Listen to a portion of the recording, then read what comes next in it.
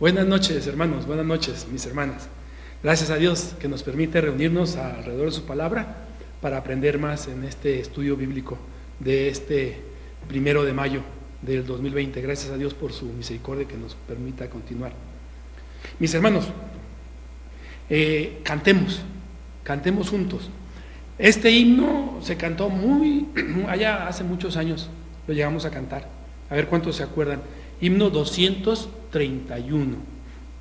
Mis ojos a los montes alrededor. 231.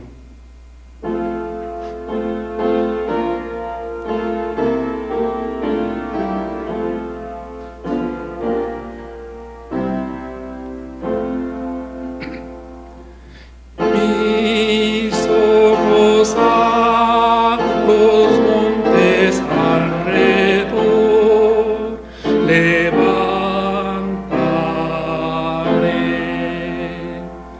¿De dónde pues socorro salvador alcanzaré?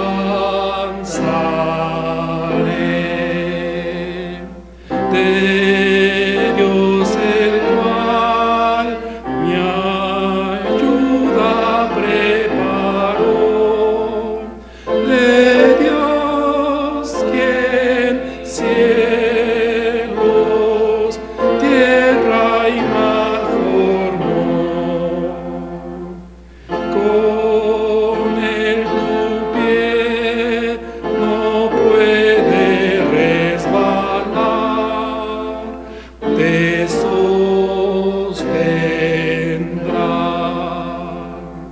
El que te vela siempre sin cesar, te guardará.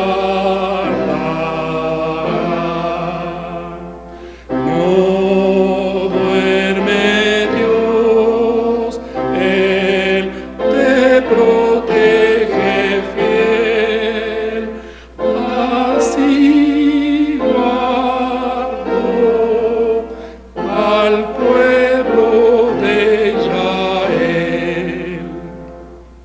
En Jehová, tu eterno guardador, sombra hallarás. De todo mal, Jehová tu defensor te amparará.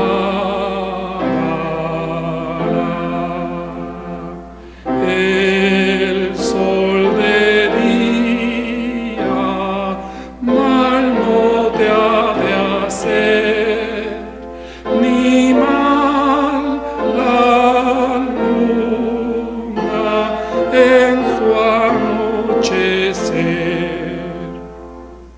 A tu alma Dios, tu Rey preservará de todo mal. Tu entrada y tu salida guardará el eternal. Él a quien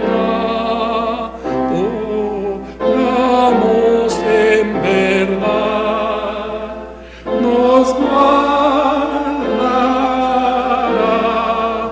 por toda eternidad. Amén, amén. Qué dulces palabras. Diría Charles Spurgeon, la seguridad de los herederos de la eternidad de nuestro Dios. Esa seguridad es la que nos permite cantar y nos permite estar confiados en que no hay algo mejor para el creyente que estar confiando en el Señor Jesús. Mis hermanos, mis hermanas, acuérdense que estamos en Apocalipsis y el hermano pastor, el hermano Héctor David, nos dice que se sientan en confianza de si tienen alguna duda, alguna pregunta sobre el estudio, sobre algún versículo, lo pongan ahí en la maquinita, en el cuadro de comentarios, lo pongan y en su tiempo, en su momento, y el hermano ya dará respuesta, ¿verdad? Siéntanse en confianza, mis hermanos, de sentarnos junto con María a los pies del Señor y escuchar la mejor parte que no nos será quitada, ¿verdad? Sino que tendrá promesa, que tiene promesa. En esta noche, mis hermanos, mis hermanas, leamos en Apocalipsis, en el capítulo 2, el mensaje a Éfeso, del 1 al 7. Lea su palabra, mi hermano, mi hermana, mi amigo. Lean su palabra junto con sus niños. Y si no tiene una Biblia, no se preocupe. Escuchemos lo que dice la Biblia, la palabra de nuestro Dios. Dice: escribe al ángel de la iglesia en Éfeso, el que tiene las 7 estrellas en su diestra, el que anda en medio de los 7 candeleros de oro, dice esto: yo conozco tus obras y tu arduo trabajo y paciencia, y que no puedes soportar a los malos, y has probado a los que se dicen ser apóstoles y no lo son, y los has hallado mentirosos, y has sufrido y has tenido paciencia y has trabajado arduamente por amor de mi nombre, y no has desmayado, pero tengo contra ti que has dejado tu primer amor. Recuerda, por tanto, de dónde has caído y arrepiéntete, y haz las primeras obras, pues si no, vendré pronto a ti y quitaré tu candelero de su lugar, si no te hubieres arrepentido. Pero tienes esto, que aborreces las obras de los nicolaitas, los cuales yo también aborrezco. El que tiene oído, oiga lo que el Espíritu dice a las iglesias. Al que venciere, le daré a comer del árbol de la vida, el cual está en medio del paraíso de Dios. Hagamos oración, mis hermanos, mis hermanas, amigos, para preparar nuestros corazones para el estudio bíblico de esta noche. Gracias te damos, oh Dios.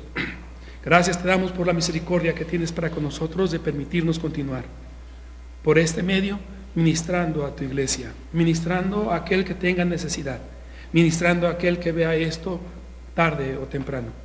Te rogamos por cada persona, por cada hermano o hermana que vea la transmisión, que vea el estudio bíblico.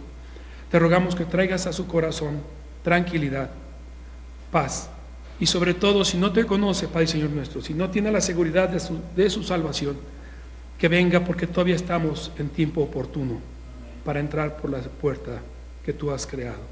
Gracias te damos porque nos permites, pastor, y nos permites palabra para que podamos venir a tus pies y estudiarla. Te rogamos que sea de bendición para nuestros corazones y nuestras almas. Te rogamos por las familias de la iglesia. En Cristo Jesús nos ponemos en tus benditas manos, sabiendo que sin ti nada somos. Amén. Escuchemos el estudio de este día, mis hermanos.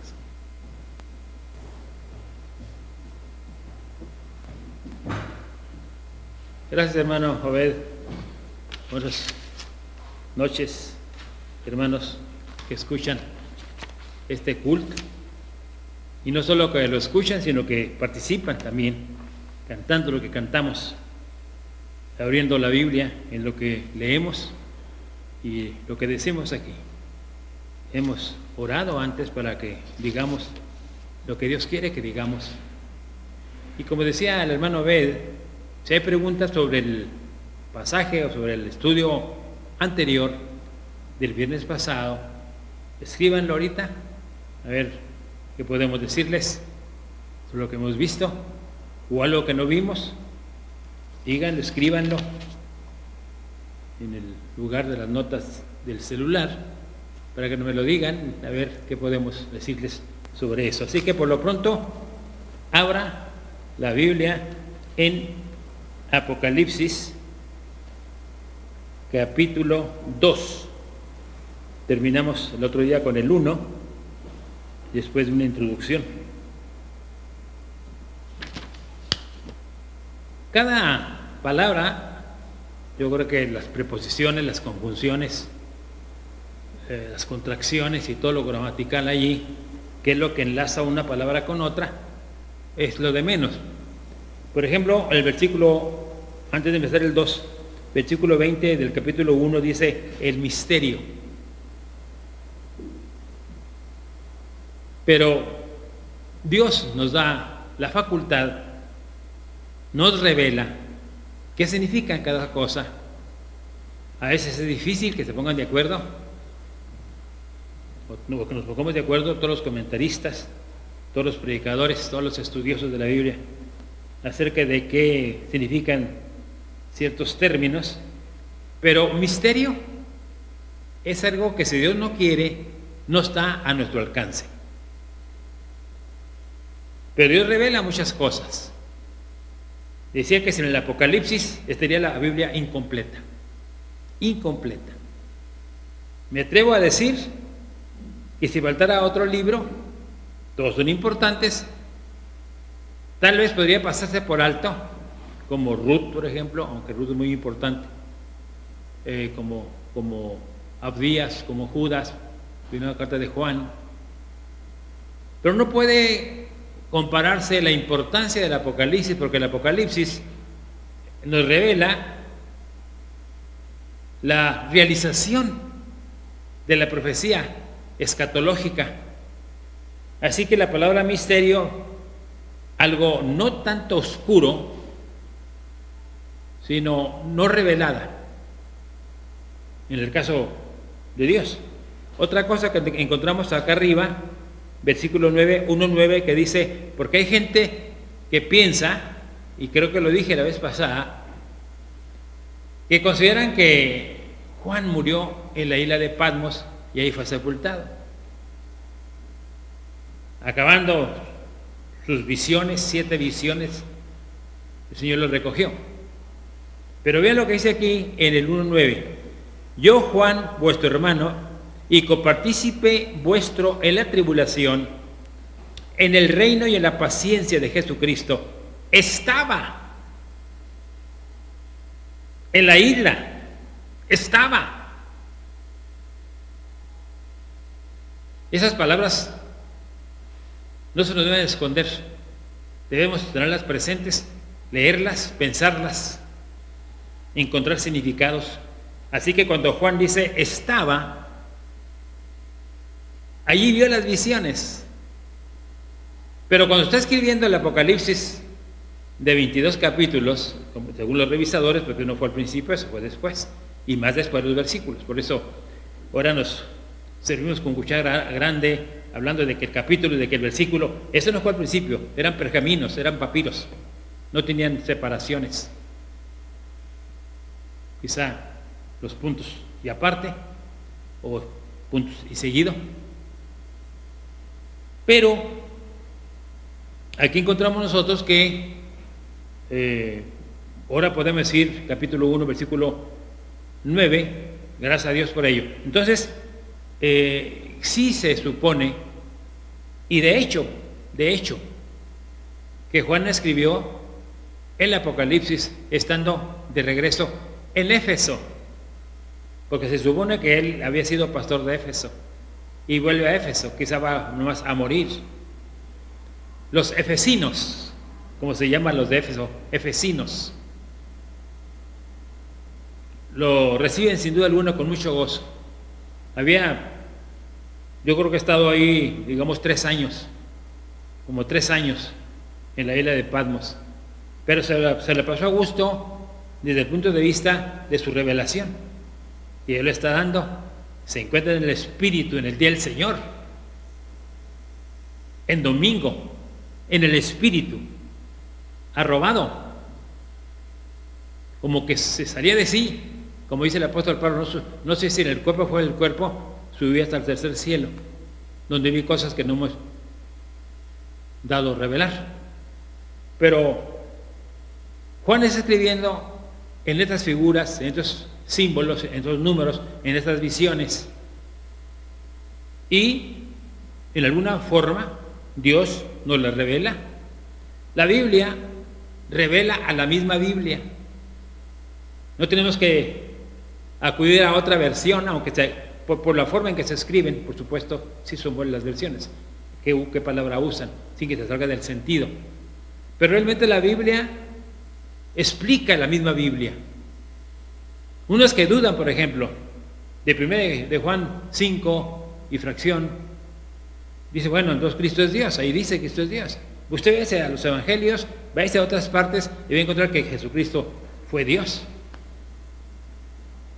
Se vació en la persona absoluta de Dios, como dice el apóstol Pablo a los Filipenses capítulo 2. Pero él tenía divinidad, por eso podía andar sobre las olas del mar de Galilea, dividir los panes, levantar muertos, conocer los pensamientos. Entonces, lo que podemos decir es que el apóstol Juan, allí en Éfeso, escribió el Apocalipsis, y al último dice: el misterio de las 7 estrellas que has visto en mi diestra y de los 7 candeleros de oro. Las 7 estrellas son los ángeles de las 7 iglesias. Hay otra cosa que también quiero aquí explicarles. Recuerden cuando el apóstol Pedro fue después de la cárcel, liberado por el ángel ahí, que pasó la calle y llegó a la casa donde estaba la iglesia orando por él, y que tenía una muchacha llamada Rode, y que no le abrió cuando lo vio, de sorpresa, de gusto, y decían: quizás sea su ángel. Porque la iglesia primitiva, y da la Biblia a pensar que cada iglesia tiene un ángel.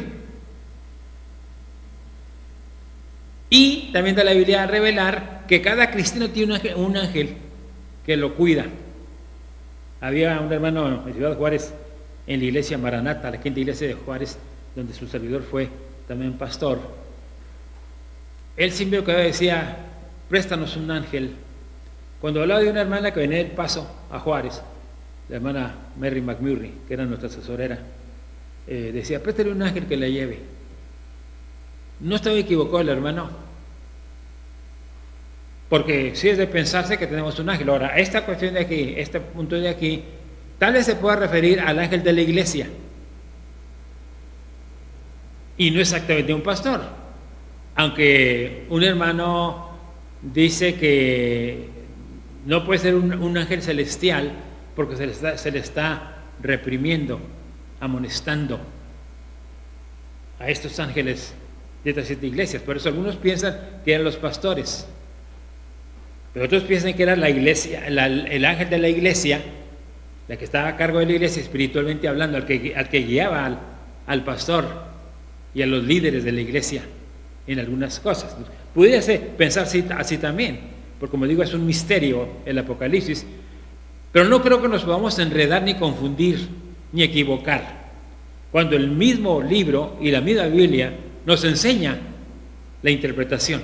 Pero necesitamos gente inteligente, gente intelectual, gente estudiosa, gente que se profundiza, gente que sabe el hebreo, que sabe el griego, inclusive que sepa el latín,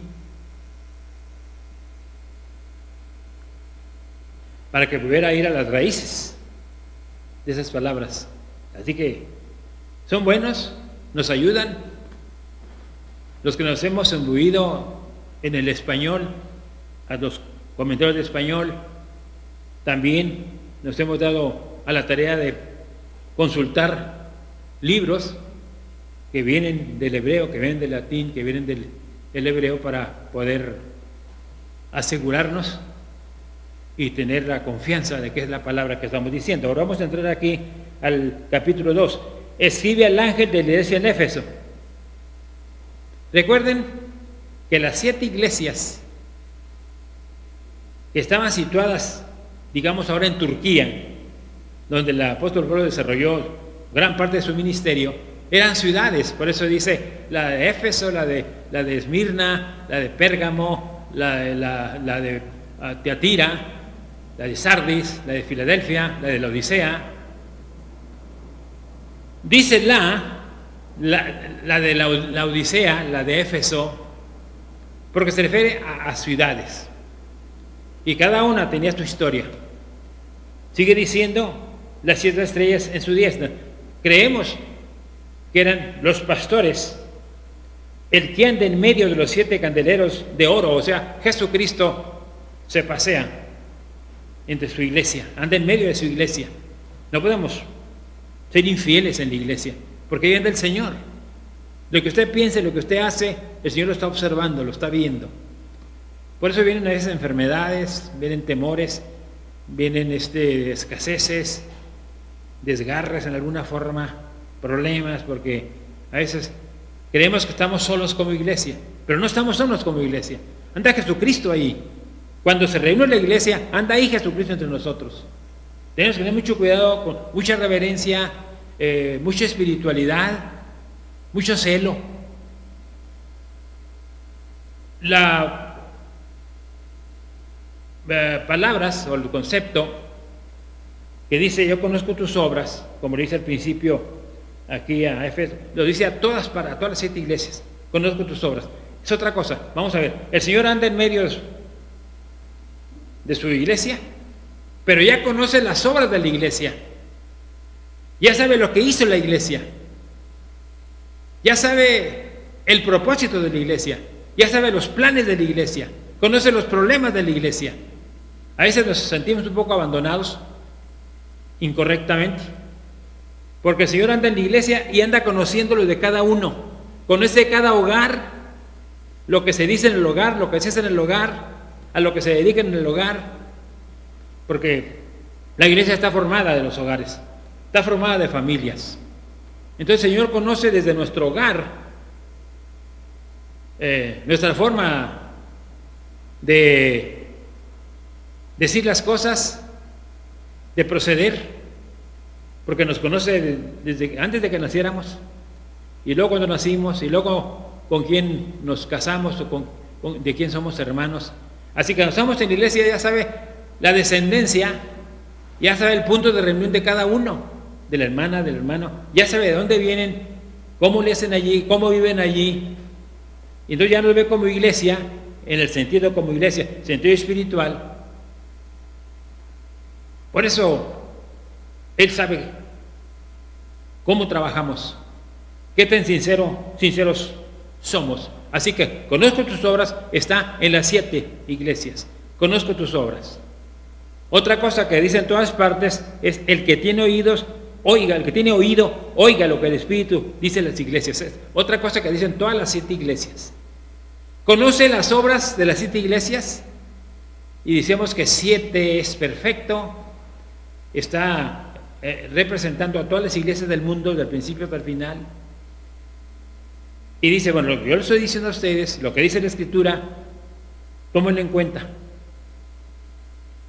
Si tiene oídos, oiga. Si no, pues lea. En alguna forma nos damos cuenta que es lo que Dios quiere.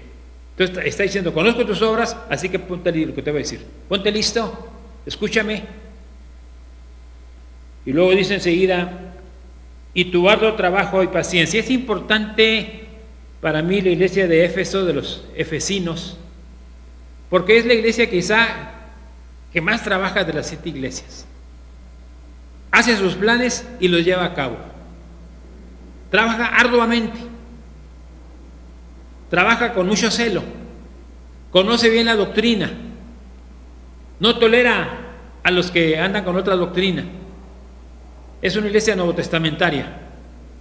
Así que Éfeso, quizá la primera, se menciona aquí porque es no digamos la superior, pero es un ejemplo de todas las iglesias. Dice, has probado que no puedes soportar a los malos, y has probado a los que se dicen ser apóstoles y no lo son, y los has hallado mentirosos. Es paciente, pero es indagadora, es conocedora la iglesia de Éfeso. No cualquiera se puede meter ahí. Por eso todo lo que hace la iglesia tratamos de que lo haga en conjunto, en que todos lo acuerden. ¿Pueden aceptar la membresía de este hermano? Es la iglesia la que lo hace, así debe ser. Nadie debe por sí solo dar órdenes en lugar de la iglesia. Nadie puede tomar el lugar de la iglesia. Nos portamos mal cuando lo hacemos, porque es la iglesia en conjunto lo que le interesa a Dios. ¿Dónde anda Jesucristo? Quiere que la iglesia se reúna, acuerde las cosas y que haga el trabajo que debe de hacer, sobre todo basado en la palabra de Dios. Así que es una iglesia que tiene mucho trabajo, que lo hace con decoro, que tiene paciencia, por eso no puede soportar a los que andan mal, a los que enseñan mal. Y dice, has probado a los que dicen ser apóstoles y no lo son, y los has hallado mentirosos. No soportamos que alguien venga y nos enseñe una cosa que no está en la Biblia, que sea una interpretación muy propia. Yo he preguntado, ¿dónde viste eso que acabas de decir? ¿En qué comentario lo viste? Así les he preguntado a algunas personas que enseñan lo que predican. ¿Dónde lo leíste? ¿Quién te dijo? Entonces hay que ser celosos. Es lo que tenía la iglesia de Éfeso. Y ha sufrido. No solo ha trabajado, ha sufrido, dice el versículo 3. Pero has tenido paciencia. Y has trabajado arduamente por amor de mi nombre. Y no has desmayado. Nos ponemos de pie frente a una iglesia como Éfeso. Y yo no dudo que haya iglesias, por lo menos en un tiempo posiblemente, si no toda la vida de la iglesia, sus 100 años, 200 años como iglesia, si no, sí hubo un tiempo, posiblemente hubo un tiempo.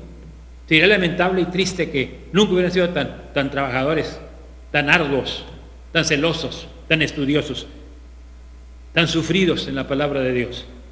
Pero tengo contra ti. Realmente a 2 iglesias no digo que tiene nada contra ellos. Realmente a 2, que fue Esmirna y Filadelfia. Ahí no le dice, anda mal aquí. Pero aquí empieza diciéndole a Éfeso, y has tenido paciencia, dice, pero tengo contra ti y has dejado tu primer amor. Aquí tengo un cuadro, un diagrama, unos trazos. ¿Qué has dejado tu primer amor? Ya no me amas como al principio, quiere decir. Ya no me celas como al principio. Te perdiste del camino. Te fuiste por otro lado. Estaba yo viendo que en Estados Unidos es muy raro que no se pierdan casi todos en los caminos. Aquí está la salida de cierto lugar. Aquí está el carro. Va a transitar por esta carretera. Va a llegar hasta acá la llegada. Aquí está Éfeso, la iglesia de Éfeso lo estamos viendo. Entonces, sale de aquí, pero aquí hay unas carreteras. Inclusive yo me confundí, yo me perdí, porque vamos en una carretera, por ejemplo, y de repente se ponen enfrente de mí tres carreteras que salen. Y algunas no tienen al principio sus cartelones, sino tengo que caminar un poquito para que lo vea el cartelón. Este carro sale, va acá a la llegada, pero se pierde y se da por aquí. Y sigue en esa carretera equivocada. Acá están esos cerritos, aquí está el nombre de la carretera, etcétera.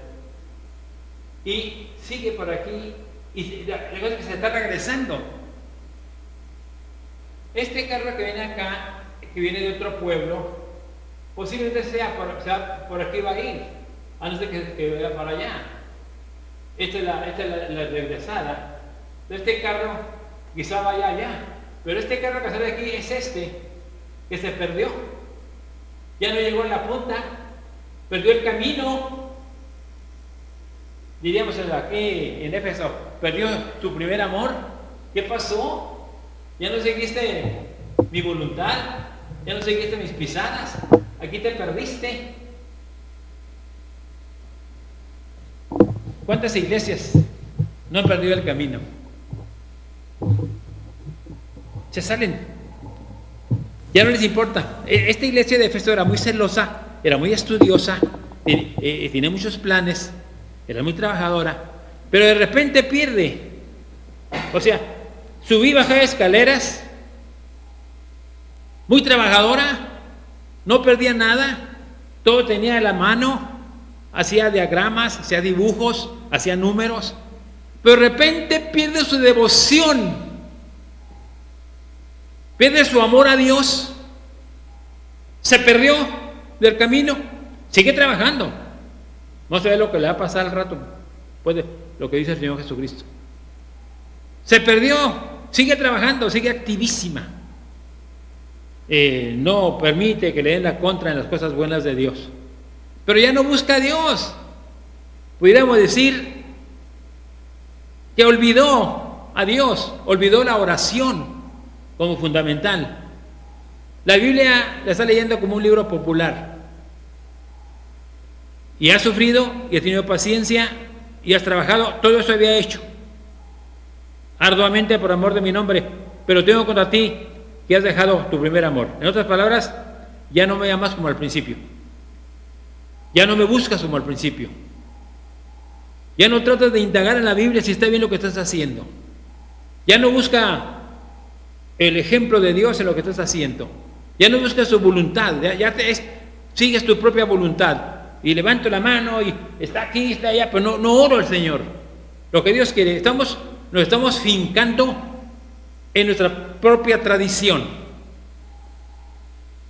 No salimos de lo que nosotros queremos. Empezamos bien, nos arrodillábamos, llorábamos, buscamos al Señor, pero llega este momento. Recuerda, dice, por tanto, ¿dónde te equivocaste? Cuando dice el versículo 5, ¿de dónde has caído? ¿Dónde perdiste el camino? ¿Dónde te equivocaste? Pero sigue trabajando arduamente. Llegan temprano, hacen lo que van a hacer, llegan muy estudiosos, pero está pasando algo.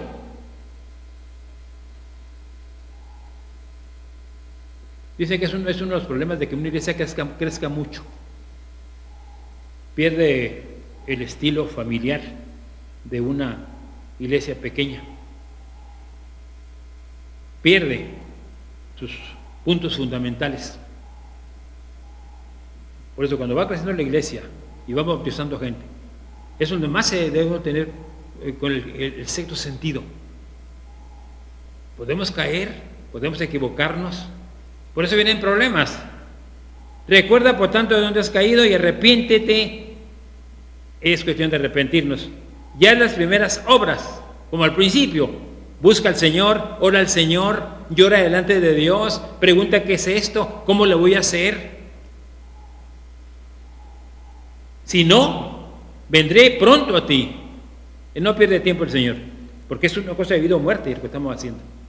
Se dice que muchas iglesias han mandado a cristianos, han mandado gente al infierno, porque les hace creer que ya son creyentes. Ya levantaste la mano, ya el Señor te salvó. Cuando no vio si de veras entendió el mensaje, si de veras se entregó al Señor. Pues dicen que algunas veces hemos mandado gente al infierno, ojalá y no, ojalá sea puro decir. Pero hacemos creer que son cristianos y nunca se han manifestado, nunca se han revelado como cristianos. Dice, y haz las primeras obras, pues si no vendré pronto a ti, quitaré tu candelero de su lugar, ni más ni menos. ¿Qué es el candelero?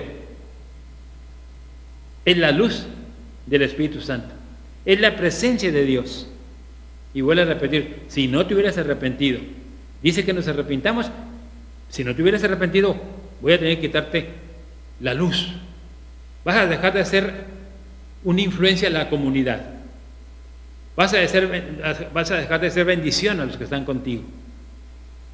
Vas a hablar como un merolico, sin consultar si está bien lo que estás diciendo, si está pegado a la Biblia, si está llegando al corazón. Pero viene porque el Señor dice buenas cosas al principio, habla de cualidades positivas y luego habla de cosas negativas, características negativas. Pero tienes esto que aborreces las obras de los nicolaitas, los cuales yo también aborrezco.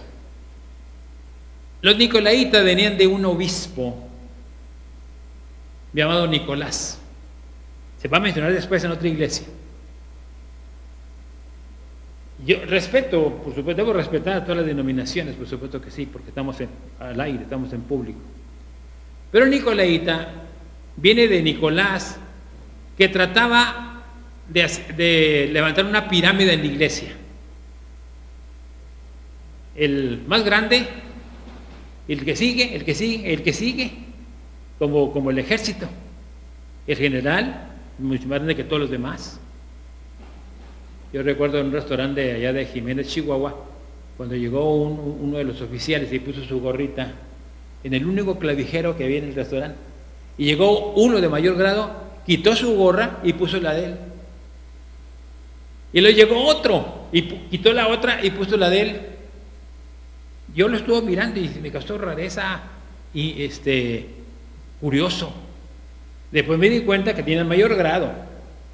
Es lo que pasa con ciertas iglesias donde están los nicolaitas.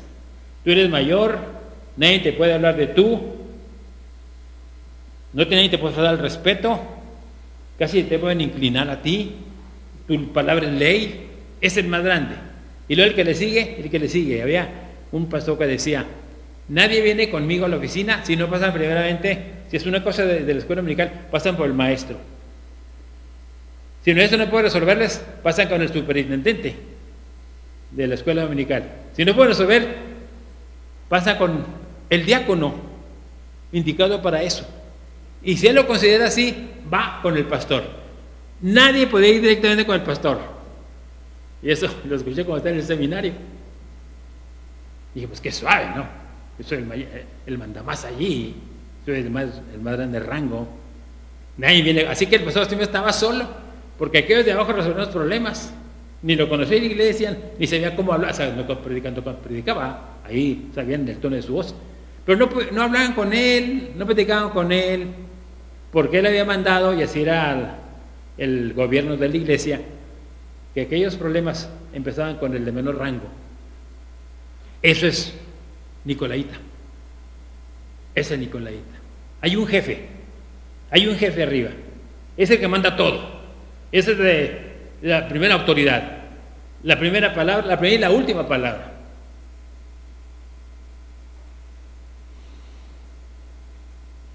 Tenemos que cuidarnos de eso. La iglesia todo es igual. La única diferencia entre un pastor y un diácono en la iglesia, porque son los únicos oficiales de la iglesia, pastores y diáconos, es que el pastor tiene el llamamiento de Dios y el diácono también, para ser un brazo del pastor. Por eso dice que son los únicos oficiales, de acuerdo con el apóstol Pablo a los filipenses, los oficiales son el pastor, o sea, el obispo y los diáconos. Pero tampoco nos da autoridad ni derecho a pensar que somos los mandamases. Somos para servir, estamos para servir a la gente. Estamos para ir a la gente a donde está, sentarnos con ellos, escucharles. Yo creo que ni Jesucristo hizo eso cuando estuvo en la tierra. Él iba personalmente con la gente a ver qué necesitaba, hablaba con la gente, se acercaba con las viudas, bendecía a los niños, escuchaba a los jóvenes. Un día fue al templo de Nazaret y le dieron la profecía de Isaías. Él se levantó, luego diciendo, yo soy el Salvador, soy Jesucristo, háganse a un lado, siéntense los que están enfrente. Y llegó, se sentó.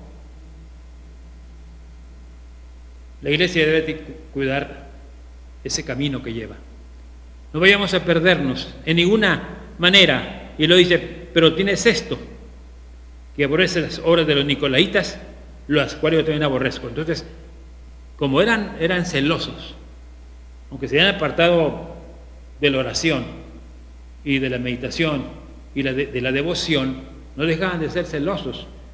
Y lo dice el versículo 7, el que tiene oído, oiga lo que el Espíritu dice a las iglesias.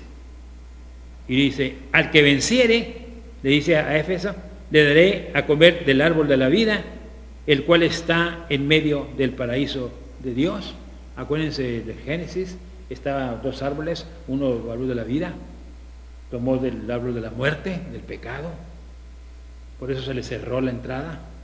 Pero aquí dice que aquellos que son redimidos por la gracia de Dios y que se nota en su conducta, si vence esas cosas, no porque tenga la salvación obras que hacer para terminar la salvación de ninguna manera, pero sí quiere decir que si lo hacemos vamos a ratificar, vamos a confirmar. Al que venciere le daré a comer del árbol de la vida, el cual está en medio del paraíso de Dios. Para mí es pensar que yo creo que algunos que estaban mal no eran creyentes, por eso dice 2 veces arrepiéntete. Otros creían que eran los que mandaban en la iglesia. Yo mando en la iglesia, yo tengo autoridad, me deben respetar, me deben escuchar. ¿Qué es que me levanto sientes a los demás? Había un hermano en una iglesia que nadie levantaba la mano si no le levantaba primero él. Y había un asunto que tratar ¿Están de acuerdo? Si levantaba la mano el que estaba adelante, se sentaba adelante, porque también hacen eso los que quieren mandar, se sientan adelante, por lo general, para que los vean actuar. Si dicen que sí, es que sí. Si dicen que no, es que no. Y este hermano, al levantar la mano para aprobar, todos la levantaban. Si él no la levantaba, nadie la levantaba. Tremendo, hermano. Es terrible. Es terrible. Ya no es Jesucristo al que hay que seguir, al que hay que hacer su voluntad. Es el jefe de la iglesia. Es el cabeza. Es el fundamento. Ya es un hermano. Hay que abatir eso. Hay que quitar eso. Esa mala costumbre, pésima costumbre. Todos somos iguales. Todos valemos igual. Es cierto que se respeta al que tiene mayor experiencia y al que Dios ha puesto en un grado allí, no para superar a la iglesia, sino para servir a la iglesia. Y la iglesia hace respetar esos grados, esos hermanos, esos oficiales, hay que respetarlos. Pero nosotros sabemos que la iglesia en conjunto vale más lo que yo digo. Yo puedo sugerir, puedo recomendar, pero la iglesia es la que dice, hágase esto, o no se hace esto. Aquí dejamos el estudio, hermanos, porque vamos a pasar al mensaje de Esmirna. Vamos a procurar irnos un poco más a prisa. Trato yo de que se vea cada versículo, cada línea, cada palabra, para que no haya confusión. Hermano, ¿no hubo nadie que dijera algo? No hubo ninguna pregunta. Gracias, hermanos, Señor les bendiga. Y aquí nos vemos, siga estudiando Apocalipsis, sáquele preguntas si quiere y Dios mediante póngalas por allí en algún celular de los hermanos aquí o en el mío para que me lo hagan pasar y para ayudar un poquito más y tener una claridad más amplia del libro de Apocalipsis. Señor les bendiga, hermanos.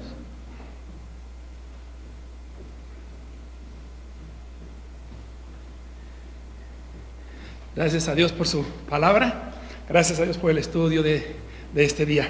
Mis hermanos, mis hermanas, qué bueno es estudiar la palabra de nuestro Dios juntos. Qué bueno es sentarnos como familia, como iglesia, a escuchar la palabra de nuestro Dios, la explicación. Qué bien, mis hermanos, que todavía podemos hacer esto como iglesia. Dios no nos permita ver, que cambien las cosas, ¿verdad? Y nos permita siempre estar en su iglesia. Ya llegará el día que estemos juntos nuevamente, mis hermanos. Por ahorita estamos a la distancia, pero estamos unidos por la palabra de nuestro Dios y gracias a Dios por estos unidos. Vamos a cantar, mis hermanos, amigos, para despedirnos. Himno 328, el profundo amor de Cristo.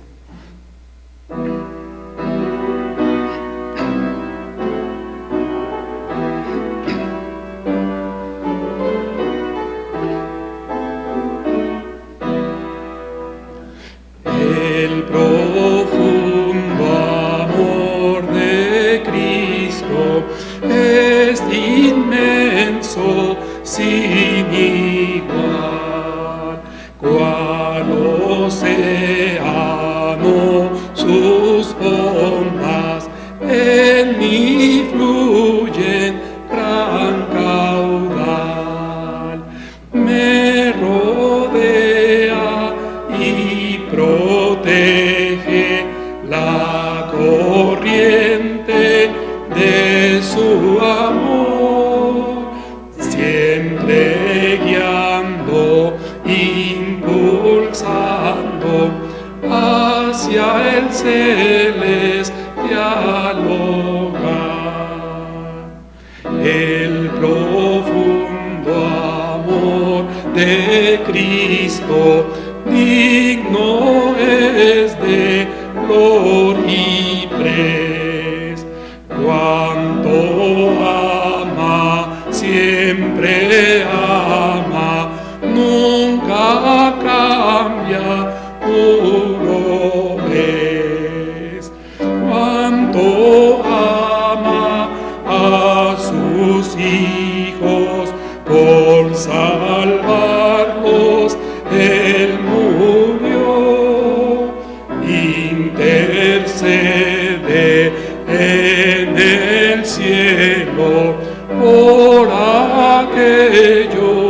que compró.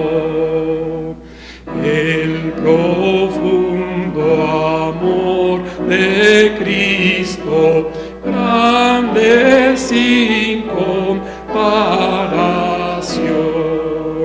es refugio de descanso, es mar de gran bendición. El profundo amor de Cristo es un cielo para mí. A Él levantas a la gloria, pues me atrae hacia allí. Amén. Gracias a Dios que nos permite cantar este himno, estos himnos, estos cantos a su nombre. Y gracias a Dios porque con estos cantos, mis hermanos, nos unimos a todos los hermanos que cantaron antes que nosotros, y nos uniremos algún día con todos los que se han adelantado. Gracias a Dios por su bendición. Despidámonos en oración. Padre Señor nuestro, gracias te damos por tu bendita palabra, por la explicación de tu escritura. Gracias te damos porque nos permites reunirnos para cantar salmos y cánticos a tu nombre. Gracias te damos por este privilegio inmerecido y a veces no valoramos que tenemos, Padre Señor nuestro, de podernos acercar a tu trono de gracia, a escuchar palabra, a obtener oportuno socorro y a alabarte por medio de los cantos. Gracias te damos por todo ello y te rogamos por las familias de la iglesia y por las familias de nuestro pueblo y por las familias de esta tierra que ahorita está sojuzgada por enfermedad. Gracias te damos, Señor, y nos ponemos en tus benditas manos por medio de tu Hijo amado Cristo Jesús, Señor nuestro, en quien tienes complacencia. Gracias por todo. Amén. Dios les bendiga, mis hermanos.